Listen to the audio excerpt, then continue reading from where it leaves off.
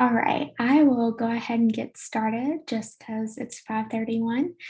Thank you guys for joining tonight. I'm Matt Craven. I'm the Director of Outreach for the College of Health and Human Performance. Tonight we are going to be discussing our Master of Social Work program. Tonight we have Dr. Kelly Ryan-Smith-Jones here with us, who is the program coordinator. And then we also have Miss Megan Stello, who is a current MSW student. So I am going to be monitoring the chat, but feel free to, raise your hand and ask questions throughout, or we can address questions at the end. So this is pretty laid back, a little more informal, but just an opportunity for you all to learn a little bit more about our program, what sets it apart from different MSW programs, and then also hear a little bit about the student perspective. So with that being said, I am going to go ahead and turn it over to Dr. Ryan-Smith-Jones. All right, I'm just trying to get my screen here. Can you see that screen? Oh, no. Okay. All right. So hello, everybody. I'm Dr. Kelly Ryan-Smith-Jones and the director of the MSW program here at ECU. And I feel so grateful to have a student here, Megan, who is going to talk very kindly about the program. Oh, well. So anyway, I want to share my screen. I have a really fast PowerPoint just to share with you. And after you see the information, then hopefully that will help generate questions. So I am going to try to share my screen. Here.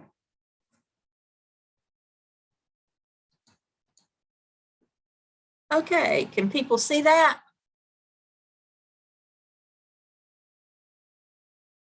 Can anybody see it? No. No. You can't see it? Wow, I see it.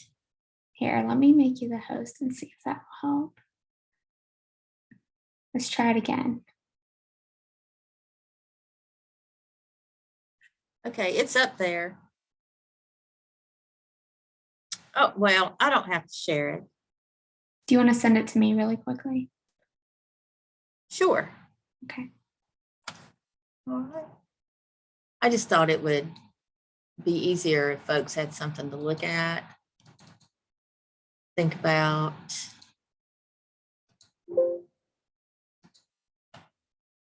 Okay.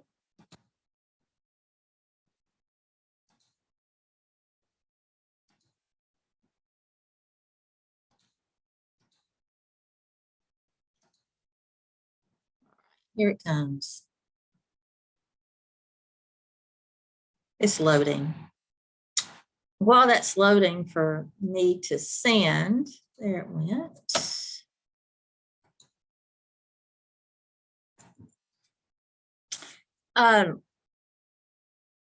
Gosh, where to begin? We have 3 different program pathways.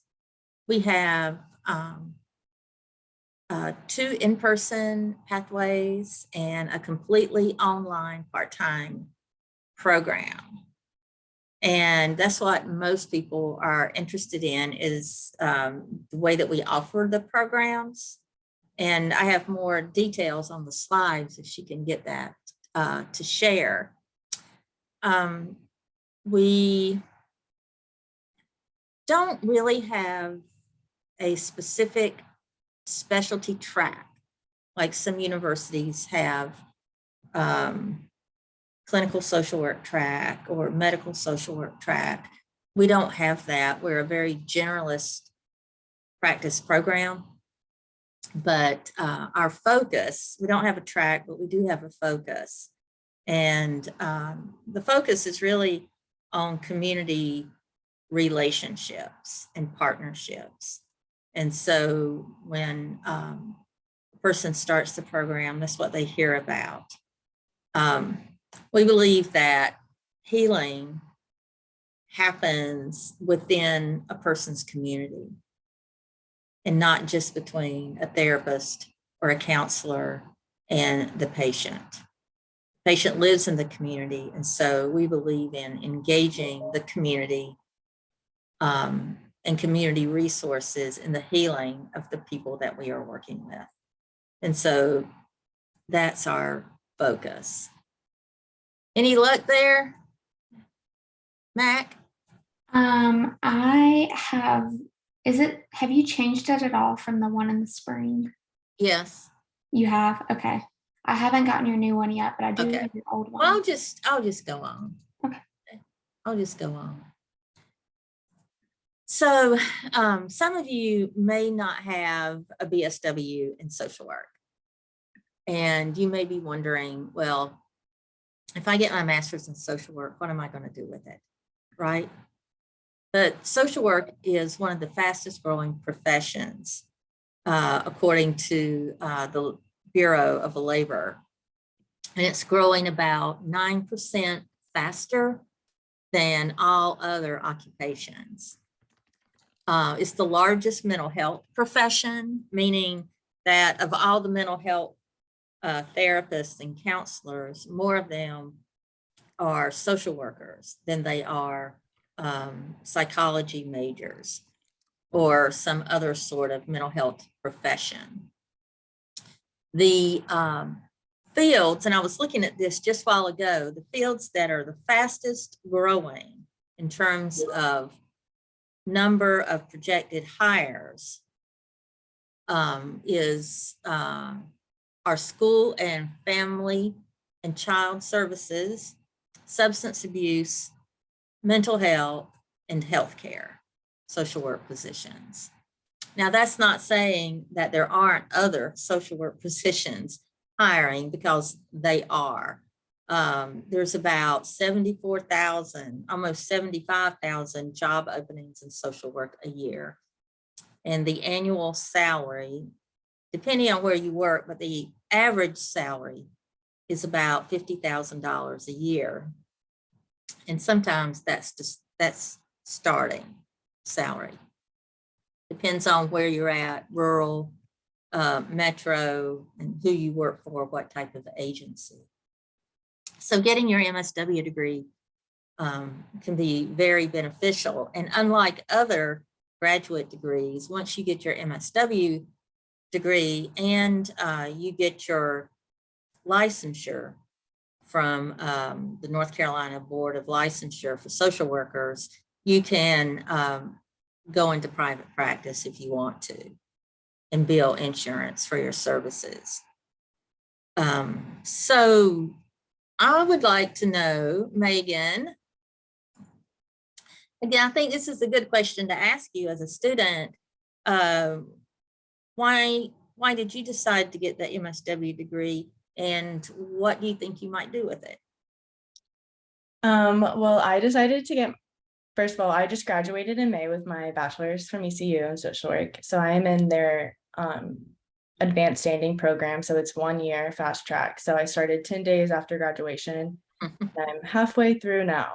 But I chose to continue my education in social work just because I'm obsessed with social work, honestly. And I love learning about it because it's a unique major. You learn about every aspect of the world that makes up society and how it functions as a whole, and every little thing that impacts an individual's life and impacts a community's life.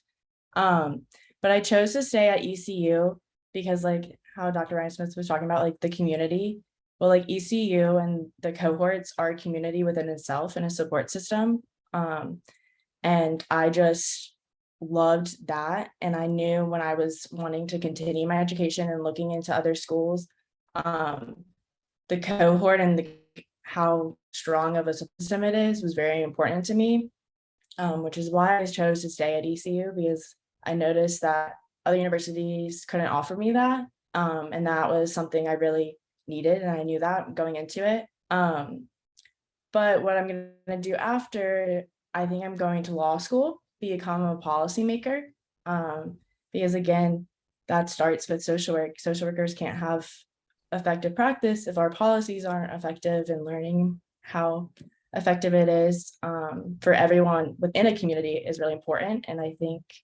that's what keeps me going, is just learning more about how the world works as a whole, honestly. It's very fascinating to me. And also too, I'm not personally getting any licensures, but I loved the exposure of the classes. And that's something ECU also offers me. It's a journalist program, but it also like has the clinical, so you can get your clinical licensure. I'm also in a substance abuse class.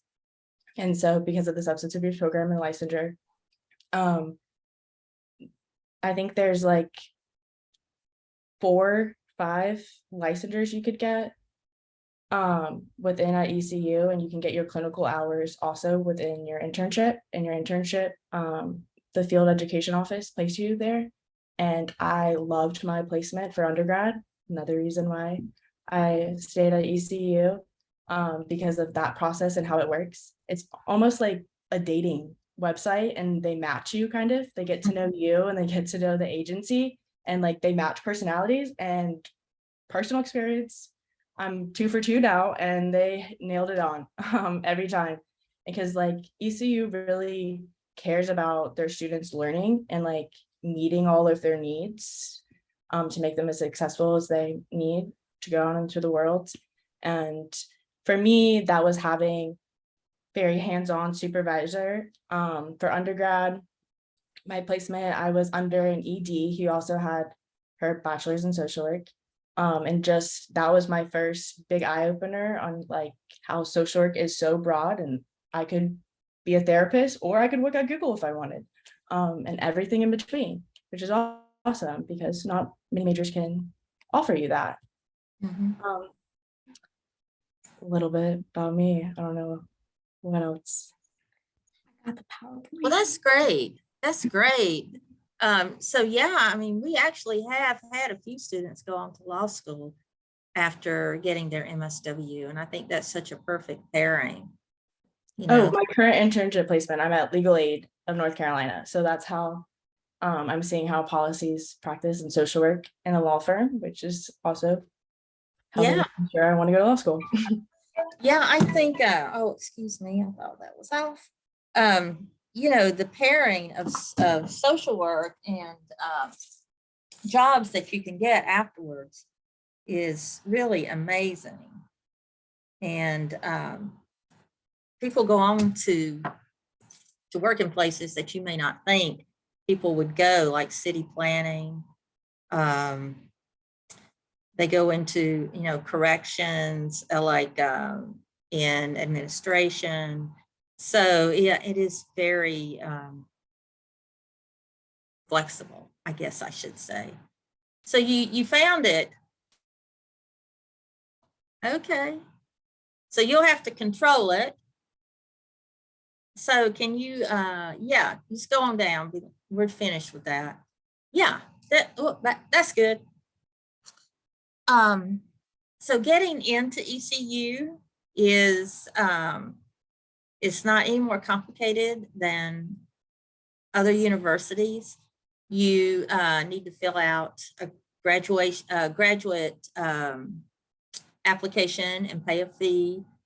You need to submit 3 professional references and also official copies of transcripts from all the institutions, all the universities and colleges that you've attended so far.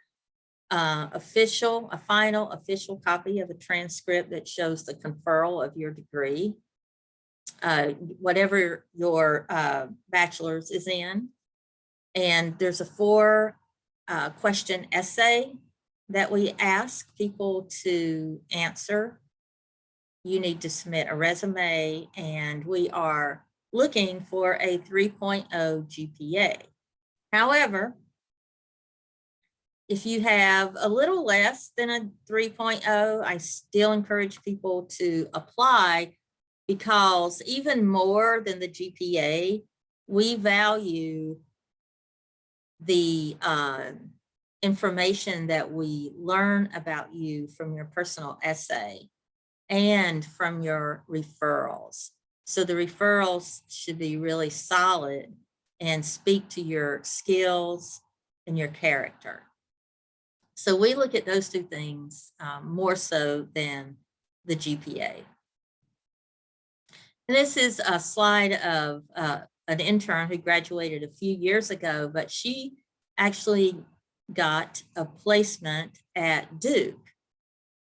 And so that's her at Duke. And we prepare you for all levels of practice, like Megan was saying, you know, the micro to work one-on-one or meso.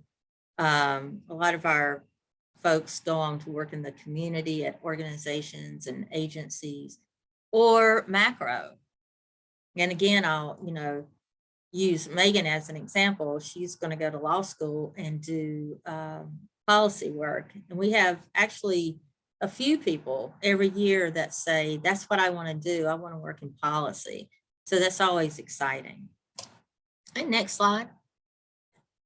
So the advanced standing 1 year full-time in-person pathway, that's a mouthful, right? You can apply for that pathway if you have a not a BSW, yeah, BSW for the full advanced standing. It has to be a BSW from an CSWE accredited university. You can get it in 1 calendar year, like Megan said, going summer, fall, and spring. It's the whole year, and there's 42 semester hours of coursework and 336 hours per semester for 2 semesters of field placement. You need to have 3 hours of elective credit in there. And the classes are offered like 4 classes per semester. You have a few in the summer, and then 4 classes per semester that include your electives and your seminar for field placement. And most of the classes are face-to-face. There may be a couple that are online for various reasons. Electives may be online, but your core coursework is face-to-face. Next slide. So the 2-year regular pathway, full-time in-person program is for any undergraduate major. It doesn't matter as long as it comes from a reputable university. And that program is 2 years, and there's no summer unless you want to take courses for electives. Again, you have to have 3 electives. It's 60 semester hours. Again, 336 hours of field work per semester. And you have roughly 5 courses per semester, which also includes your field, seminar, and electives. And again, most classes are face-to-face because it's in the in-person program. We also have a 3-year part-time online pathway, which we created for students who live outside of the Greenville area, and it would be an inconvenience for them to drive in, or they may work full-time. They may have family, or they may be the caregiver of another family member or a spouse or a child, or they may be, you know, restricted from movement. And so we have this online pathway. All the courses are online. We offer it for both regular pathway and advanced standing. Regular pathway, you go a couple of summer sessions, and then you go spring and fall semesters for 3 years. And the advanced standing is also 3 years, but you only have summer courses 1 summer, and then you go spring and fall the rest of the time. And all courses meet on Saturdays. Courses, aside from, well, even sometimes during the summer, you might have 2 summer courses, but those are 5 weeks per summer session. So you could take one class, one summer session, and another class, the other summer session. But during the regular semesters, how we work the Saturday classes is you have 2 classes per semester. And so on one Saturday, you would have class A, and then on the next Saturday, you would have class B. So they're offered on alternating Saturdays. And they are supposed to run all day from about 9 to 3 or 4, but it depends on how long the professor feels like keeping you that day. Sometimes they let you out early.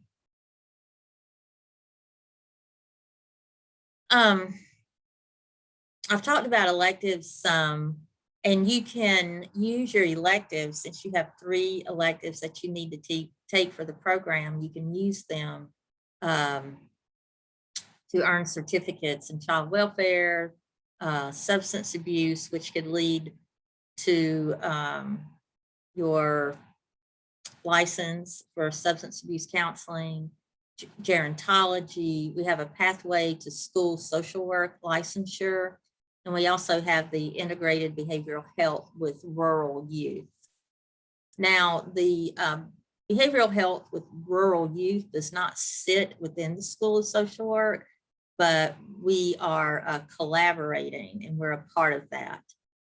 So, and there are also more certificates that you can earn that are outside of the School of Social Work, such as military counseling and some others. And I'd be happy to send anybody some information about those as well. We are known in North Carolina as the practice school. It's amazing how many people who hire our social workers say that they love to hire ECU social workers because they know how to practice when they come to work.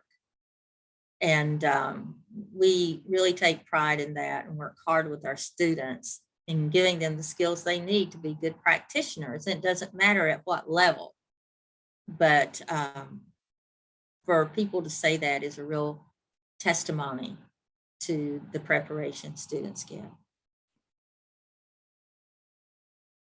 Again, you know, like I said a while ago, we really don't have a specific track, but we do have this clinical community relational perspective.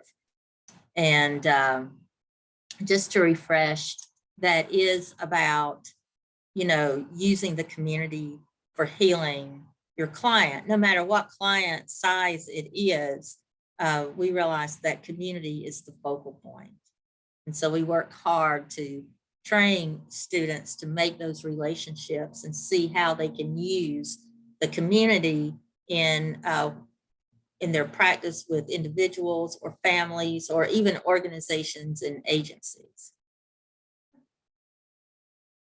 I'm ready. So this year, we have some exciting developments. One, we are delving into interprofessional education, and we're going to have a course, our first course on that this spring, but we have been planning interprofessional education events for later this fall and in the spring. And they are mostly with the medical campus. And so they would be with nursing students and doctor students, like medical doctor students. Sometimes there might be other healthcare professions there, such as physical therapy, language therapists, people from rehab, just different medical professions like that. And that's very exciting because we haven't been doing that in the past. We will also be having some learning opportunities using standardized patients, and those are patient actors. And they are always great to train with because they have that element of surprise. You have no idea how they're going to react. And so that's really exciting learning, I think. And we also have simulation labs that are paid for and run by the medical campus. But there are all different types of, I don't want to call them dummies, but they're mannequins, but they feel like real life. We have a trauma room with the trauma mannequin. We have a birthing mannequin. We have mannequins that you can, they can be transgender, male or female, which is a real specialty with social workers and in medicine. It's just different kinds of things like that. And it's really exciting. We are also going to set up a telemedicine lab, and we're going to begin that working with psychiatry, which is also on the medical campus. We are planning on having field placements in a dental clinic, and the dental school or School of Dental Medicine was awarded a grant for that, and with our input. And so we are going to start having interns work with dentists. And that is real unusual too, but there is a couple of programs that have dental social work, right? And I had never thought about that, but we're getting into that. So we also applied for 2 fellowship grants, one in addictions counseling and another one in mental health. And should we get these grants, the grants would provide stipends for student learning, like they would have paid internships. And so we're always keeping our eyes out for more of those sorts of grants. And those are really exciting too. And we're just on pins and needles waiting to see if we get it, because it's really exciting. So really, that's my presentation. We have an email for students, and it's MSW@ECU, very simple. And if you have any questions or want to get in touch with somebody, you can just email MSW@ECU. And there are several people who can answer questions if you send it to that one email, because the person who manages that email address will send the emails where they need to go when they come in. Deadlines. We do have some deadlines. The priority deadline for the regular 2-year program is February 1st. And the last date to apply is in August 1st, 2023. And this is separate from the other programs because this is the only program that does not have summer classes. And so it has a different deadline date. It begins in August. The priority deadline date for advanced standing and the part-time program is January 15th. And that it's earlier because it begins in the summer. And the last date for that, absolute final date for applications for those is May 1st of 2023. And we will look at all the applications that come in. We will look at and decide on the applications that come in at or before the priority deadline. And then we will also have a wait list. So if the program gets full, we will start a wait list, including those applications that came in after the priority deadline. And the wait list will be built on the qualifications of the applicants that are on the wait list. I guess that's it. So now, if you have any questions of me or of Megan, just ask. We're ready.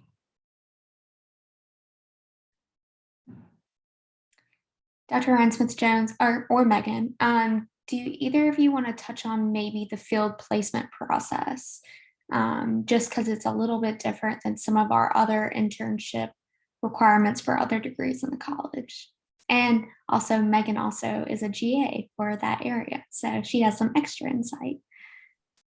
I am. So the process, I love it because as a student, I I have a lot of anxiety, I'm not gonna lie. So anytime that something gets taken off my plate, my anxiety gets less, I love it. And the internship process is just that.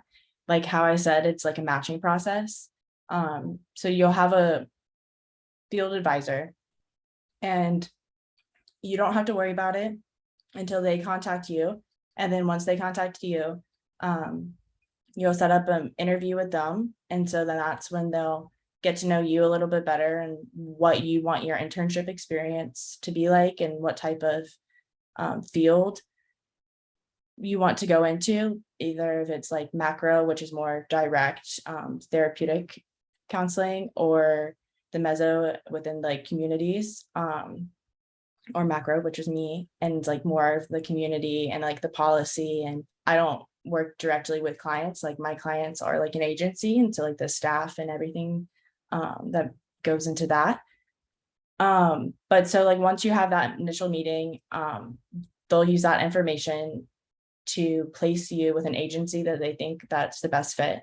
And then once they find that placement, so your placement's already found, you'll have an interview with that agency. And then the agency, if they feel you're a good fit, which for me, again, 2 out of 2, I was a good fit, you'll start, and then you'll start whatever process you need to for that agency. So whether if you have to get a certain like test to make sure like your screenings are all good, background check, any kind of orientation that you need to do before, and whatever orientation you have to do before you start your internship, that does count as your internship hours because you are doing internship.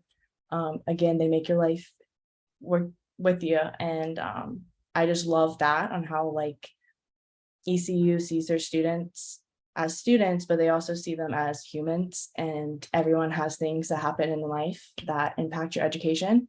And they're just awesome people, because even when I feel like I'm going to fall, they're literally right there and be like, you're not going to fall. It's okay to take a step.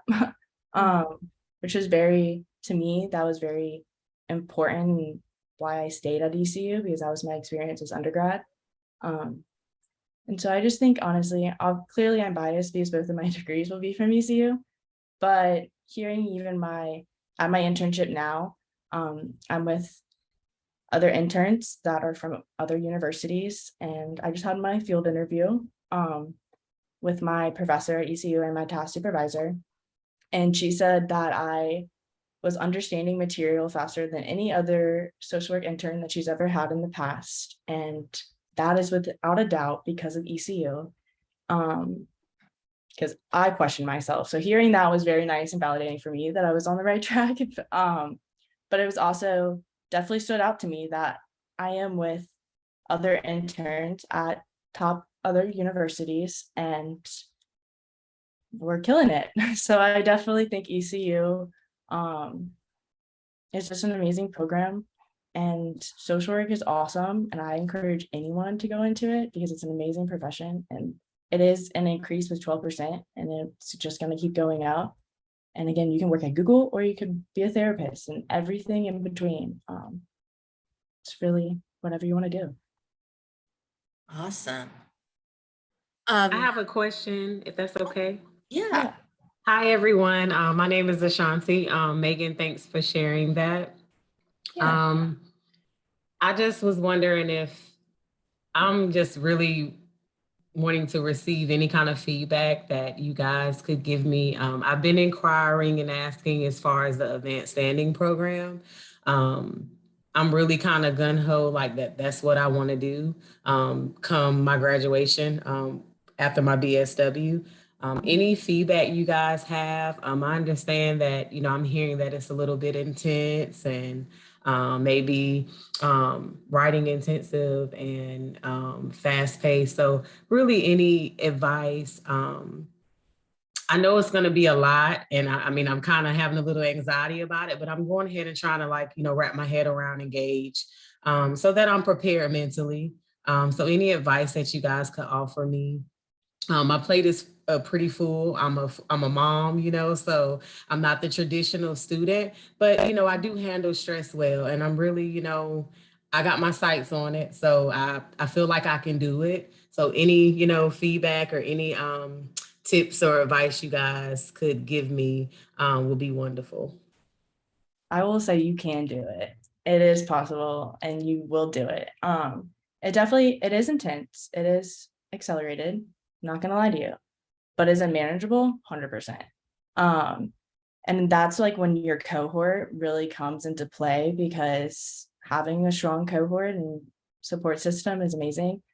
We just had a girl in our cohort. She just was able to come back to class, but she just had a baby a month ago, and she's still on track and is right on pace.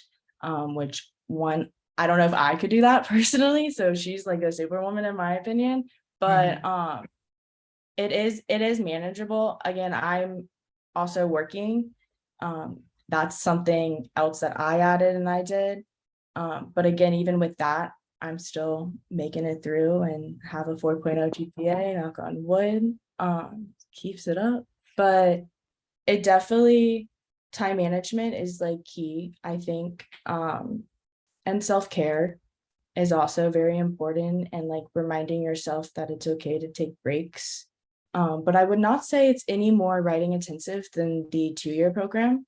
Honestly, I think I wrote more for undergrad because I was a COVID cohort person than I did for master's. So that could be my personal perspective on it.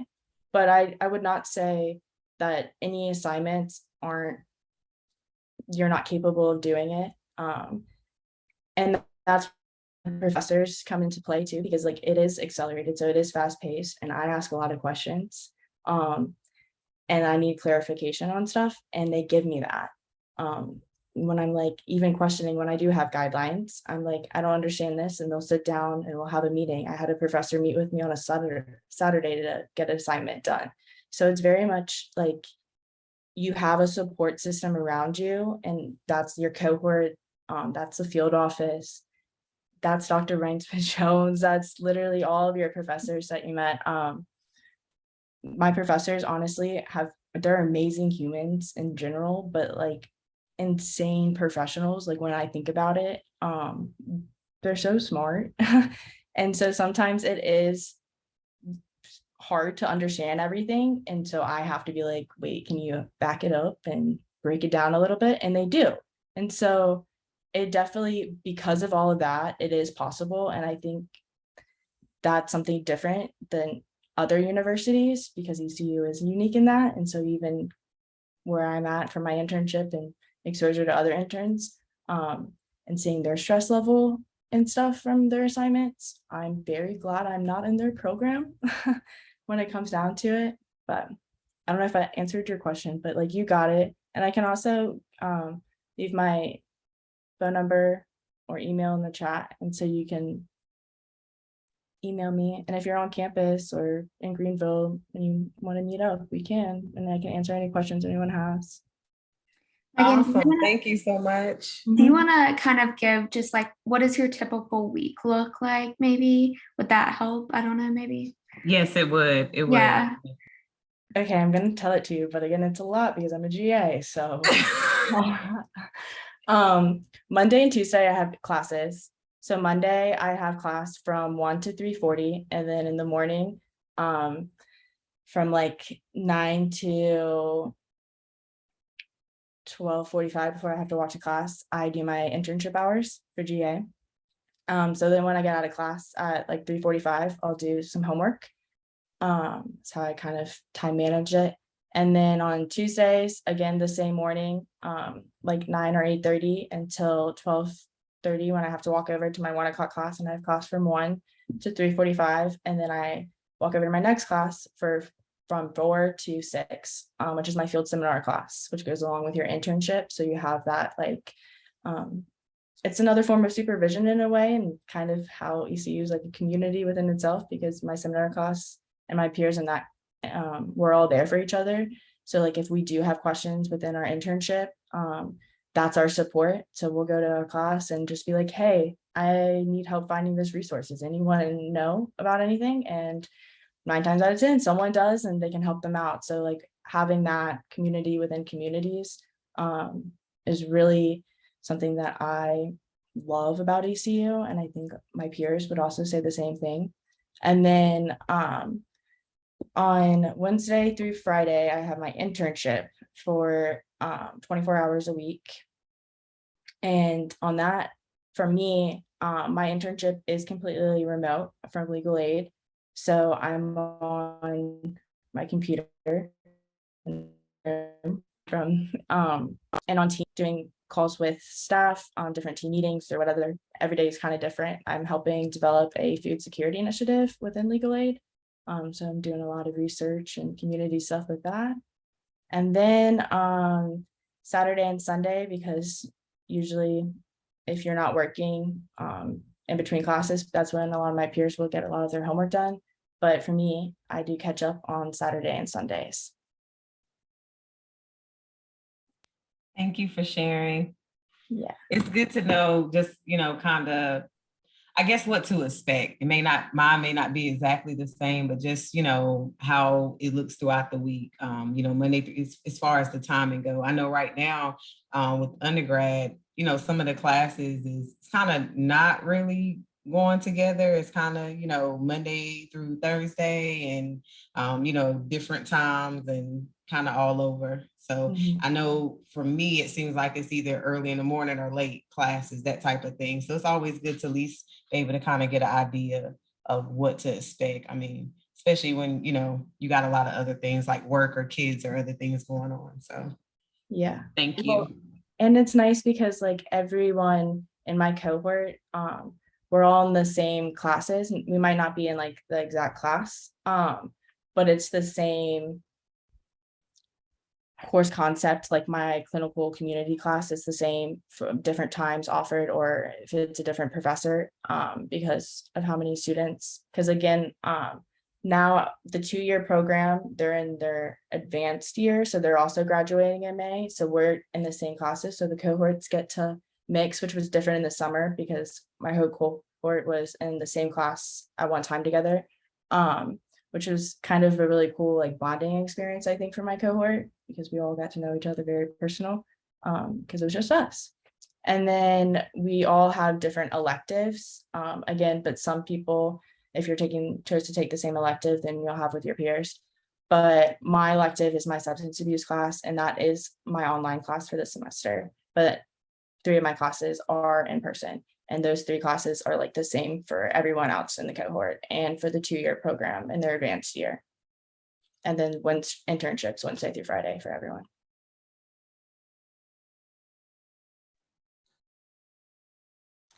I need to add something about internships before we completely move away from there. One thing that everybody who comes in really needs to understand is that, like Megan said, as she said, the field office places you, and students oftentimes want to go out and find their own placements, but you can't do that. And the reason for that is the liability and the memorandums of agreement and the contracts, those sorts of things that have to happen between the university and wherever your placement is. And so we already have MOUs and contracts with agencies. And that's why we have you let us find your placement. And also, some people say, well, I have a criminal record, or I've been in prison, but I want to do social work. And, you can have been in prison before, and you can have a record and potentially still be admitted to the School of Social Work. It depends. It depends on the, the details of why you have that record. And it also depends on whether or not the field office knows that they can place you, depending on what type of offenses that you might have had in the past. So that is one reason that we do criminal background checks, because some people are very reluctant to come forward with that information. So, but it doesn't mean, if you have a criminal record, it doesn't mean that you are automatically out of the game. So, Yeah. This is just a general question. So we may have individuals are currently full-time employed BSW individuals. Are they allowed to use their current work location as their internship? Usually, yes, we do allow workplace internships, and typically people in the 3-year program, almost all of them work full time, and they utilize that the most, because if you're going full time, you're in school or in your internship full time. And I don't think that, well, I can't say that for sure, but if you need to have a work placement for your field internship, Latanya Gaskins, our field director, is really, really good at making that happen if she can. So that is a possibility. And if you are for the job, you would fill out a form, and then you would also have your agency and like the agency contact that you would have for your supervision with, and then someone at the field office would be in contact with that agency to make sure that they would be able to meet your learning agreement, because we do have the CSWE accreditation and stuff. We do have to meet certain competencies. It's basically, I think of it as the competencies are the MSW Code of Ethics. It's basically the code of ethics for students' education, to make sure that you'll be able to meet those ethics once graduating. But once that and you got approved for that, then you would be able to stay, but you would have to fill out that form, and part of your process when you would submit your resume and answer the questions that you'll have to do before your interview with your advisor. Oh, and insurance is covered through the internship. That's another bonus within ECU, and stress factor off to the student. So you don't have to worry about the insurance and anything to do with that until after graduation, because it is covered through our tuition, which is another bonus. What other questions do we have? You can put them in the chat or you can unmute yourself. Hey, I have a couple of questions. So I am currently finishing up my bachelor's in psychology and had for the whole time intended to get my LCMH. And then I started my internship this past semester, and I'm working in a community mental health substance abuse clinic. And so I'm working with a mixture. Some have LCMH, some have LCSW, and just started to learn about so many more prospects and opportunities that come with the LCSW. But I am mostly interested in the mental health aspect of it. So it sounds like from what I've heard that would be taken into consideration, and that would be something I'd be able to kind of hone in on, because that's my biggest concern is I don't want to spend 2 years in grad school and not be able to really focus on the area that I feel like I'm going to be serving the most. So I guess that's kind of a question statement there. Is that the case? Would that, kind of be, something that I could pursue? Because I'm still on the fence. I don't want to, I want to be able to have as many opportunities once I finish my degree and get licensed as possible. And it seems like LCSW will definitely offer many opportunities. It's very broad. And so that's a big bonus, but I just I want to make sure that that is something that I'm understanding correctly. Yeah, Jennifer, we have a lot of mental health placements. Okay. We have placements in psychiatric hospitals, substance abuse recovery clinics, and all different sorts of mental health agencies. So I don't think that there would be a problem getting you into a mental health placement. Okay. And I know you had said there's several certifications that we can receive through the program. I know ECU's LCMH program actually kind of does the dual certification where you come out with the LCAS once you finish your clinical. So Is that one of the certifications that would be available through the LCSW? For the substance abuse? Yes, the LCAS, licensed Yes, clinical uh-huh. abuse. Yeah, Okay. I mean, yeah, that, I'll need to check with Mr. Daniels about specifically what you're ready to, once you finish and you get the certificate, you'll be ready to also get that. Now, I don't know Right. personally if there's a seated test for that. I know there is for the LCSW. Right. There's Uh, a, There Yes, I is. think there is. Yeah. there is, and Mr. Daniels, he's awesome. I'm in his class right now. And he actually, just because everyone in the class, I think me, maybe one other person isn't getting the licensure. He met with everyone to help with that process when you're getting ready, as we're getting more into it. Because your placement, you're able to get your clinical hours at your internship placement. And so Correct. if you're getting that licensure, your internship placement, it does kind of limit your placement to just kind of that. That's why I personally didn't want to do it, because I'm going to law school. So like kind of my licensure is not really, but I wanted to get all of the knowledge I could from all of the different populations.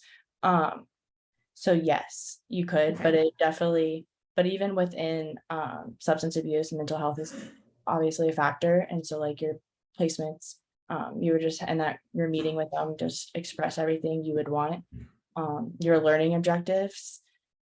And they really do try their best, and 9 times out of 10 always meet their students' learning objectives, because they really are, they're there for you, and they're your tool and guide through the program, to make sure that you're getting everything that you want out of it. Okay. And I have one more thing. So I'm currently in an online program, and I'm going back and forth about if I were to pursue the LCSW, whether the 2-year in person or the 3-year online option would be best for me. I live about 45 minutes from Greenville, so it's possible to do it in person.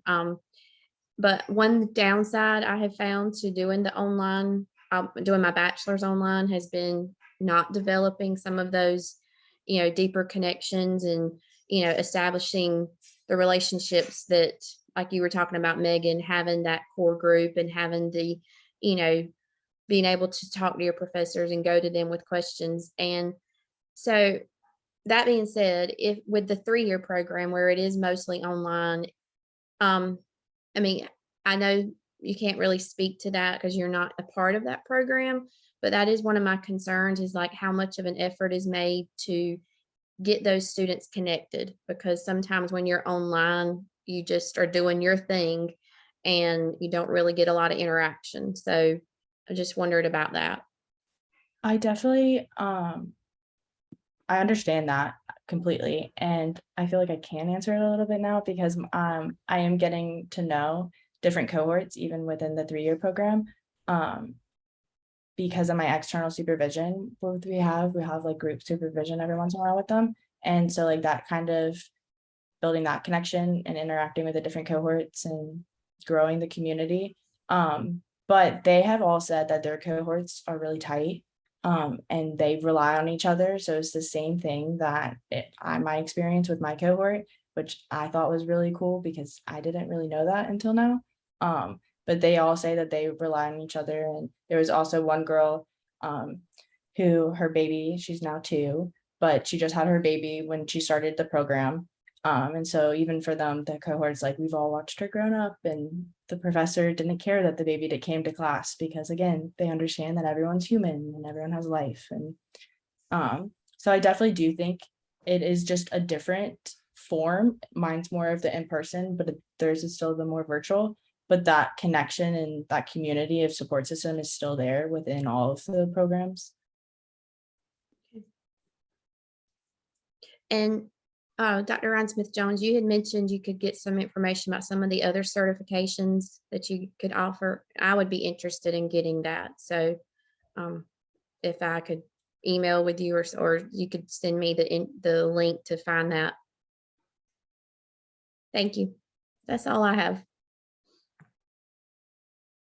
Yes, I have a document with different certifications that you can get. So if I can get your email, or I can I did put my email in the chat. You can email me and just remind me to send that to you. We do have a limit on one certification per for each student, because what we have found is that when a student tries to do more than one certification, it just puts too much burden on their academic load. There's just no way you could take, an extra 3 or 4 credits and not feel really stressed about it. So we do have a limit of one certification per student. That doesn't mean that you couldn't register later as a non-degree student. You could still take those, but you wouldn't be an MSW student. So, but I'll send you that if you email me and ask for it.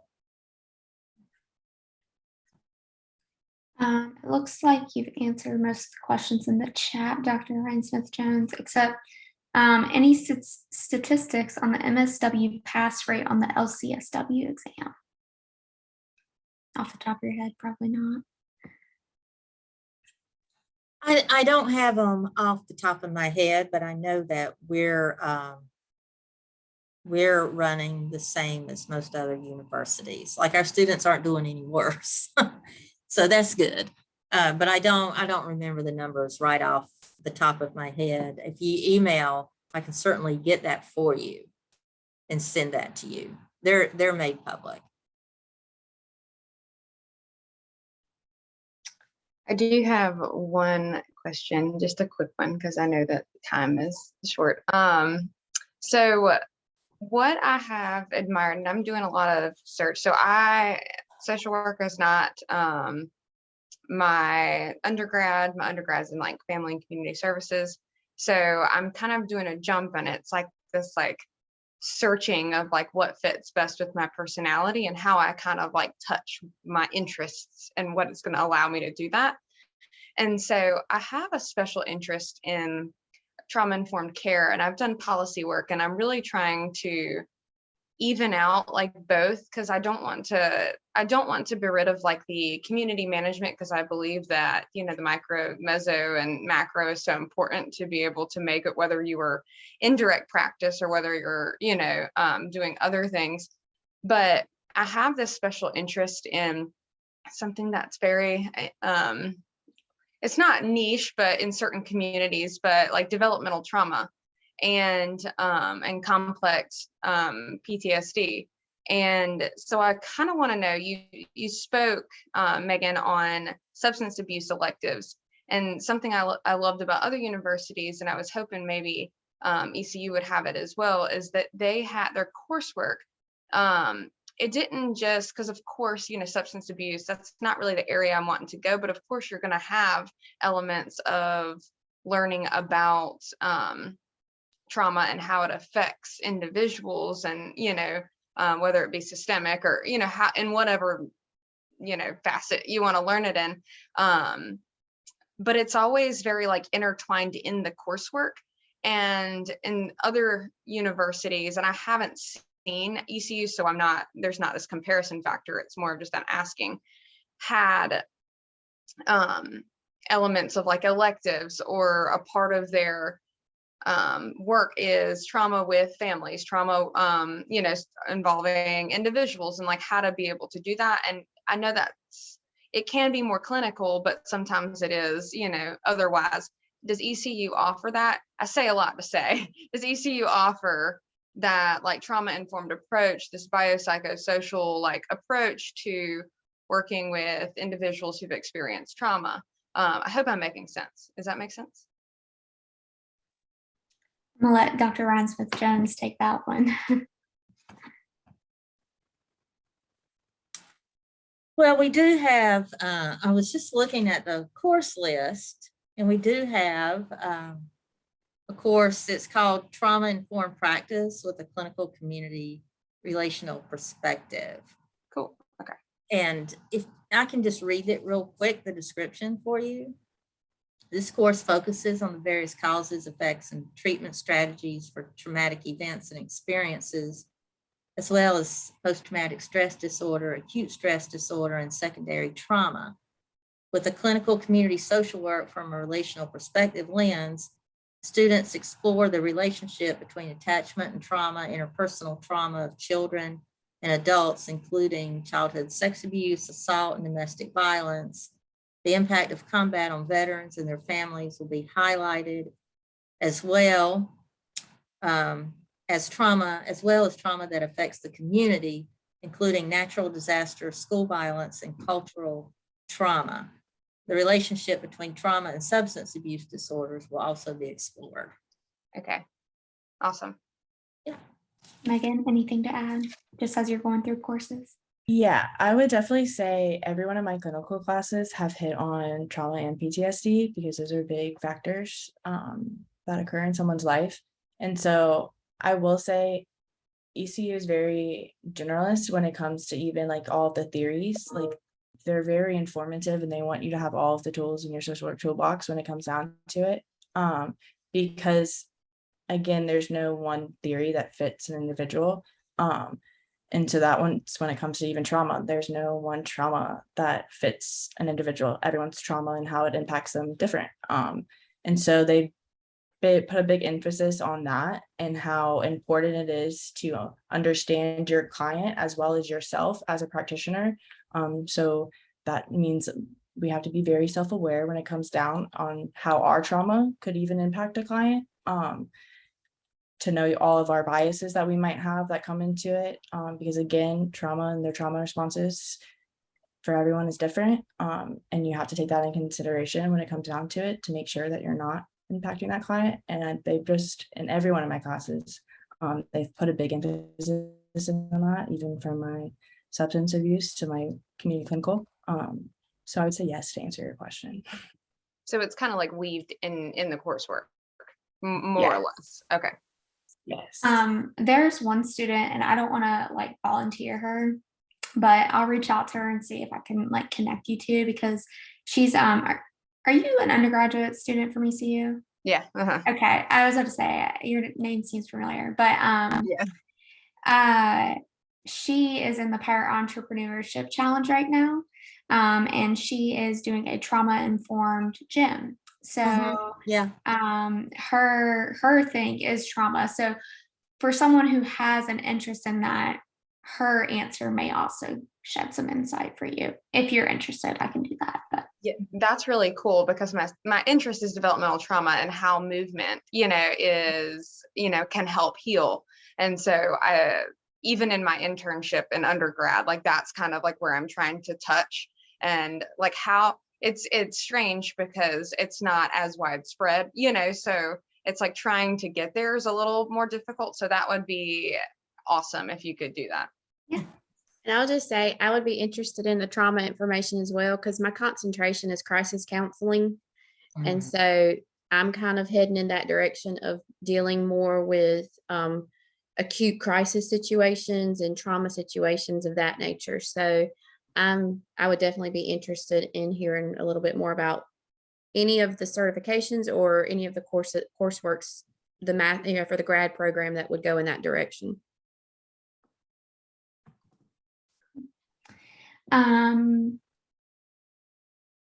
Let's see. Ebony, I don't want to misspeak, and Dr. Ryan Smith-Jones might need to clarify this as well, but you're not going to be penalized for not having it on your final, but you'll need to have it on your final transcript. So even if when you apply, you don't have that biology class yet, just make sure you take it, make sure it's on your final transcript when you submit it. See, anything else? Tanya, you're also wanting to find out more about the trauma-informed care. So I'll include that in all of the follow-up conversations. And I will say the field office does a lecture series that offer certificates for students, which as a student, My resume has never looked better because of all of it. And that's a range from, I think we just had one on farm workers, to also I've done a community resiliency one through that, and so like in that trauma and stuff. So again, even if you're not taking like a trauma enforced kind of path, you can still have that overall experience from other certificates, which also you can add to your resume. Yeah, if you even if you like don't pursue your MSW right now, attending those lecture series provide 3 hours of continuing education.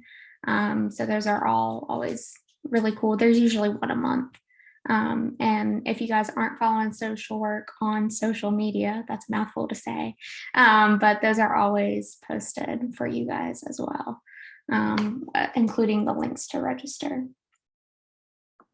What other questions do we have?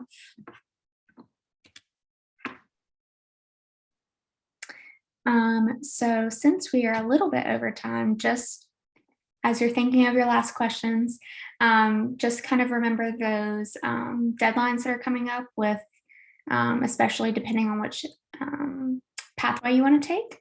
One other thing I would encourage you all to be thinking about as well is that the FAFSA, if you are interested in financial aid, that application is open to apply for the 2023-2024 school years, as well as the School of Social Work offers scholarships as well as graduate assistantships, depending on which pathway you choose. You can maybe get a little financial assistance to help offset the cost of grad school a little bit. Like Megan is a GA for the field office. So she does some administrative tasks for them, helps them out. And that's what that 2-day a week on Monday and Tuesday is. And then there are some variety of other graduate assistantships, as well as graduate assistantships on campus that may not directly be related to social work. So, and I will send that information out in a follow-up email as well. So before we go, any last pressing questions? Well, I Comments? saw that someone had asked the question that if you're doing the 2-year program, could you take classes in the summer? And I saw you had answered, yes, you can take them. Does that change your trajectory of graduation any if you take classes in the summer with the 2-year traditional program?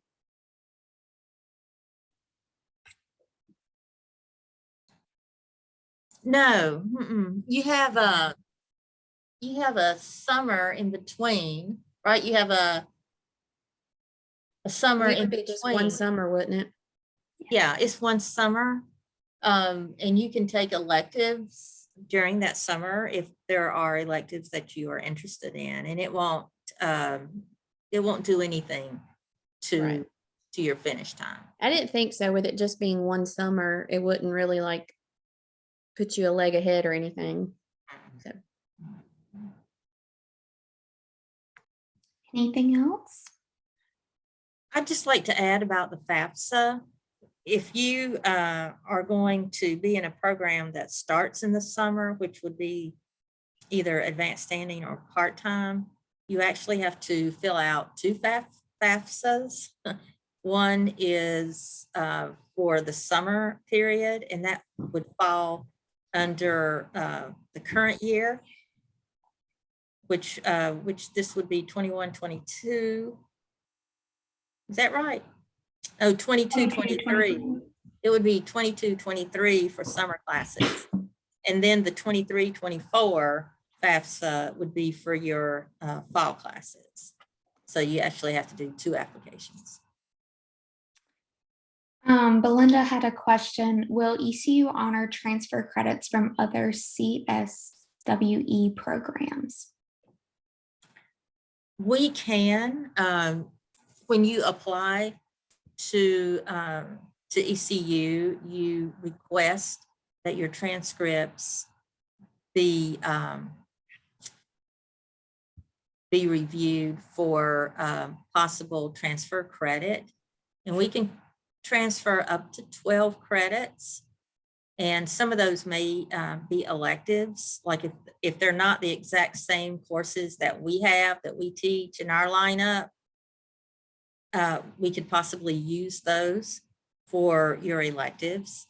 And they have to, of course, be, your grade in those courses needs to be a grade of B or higher.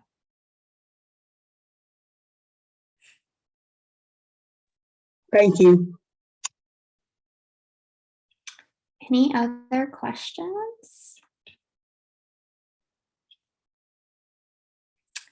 If not, it was great speaking to all of you tonight. I will send a follow-up email tomorrow. You guys have Dr. Ryan-Smith-Jones' email. I'll even include Megan's email possibly in the follow-up, so you guys can reach out to her if you have any specific student life questions. We'll probably stay on for a few more minutes, just if you want to ask a question one-on-one or whatever it may be. But yeah, I appreciate all of you coming out. We hope you're pirates in the future. But yeah, we're here to help you and want to make you succeed. So thank you.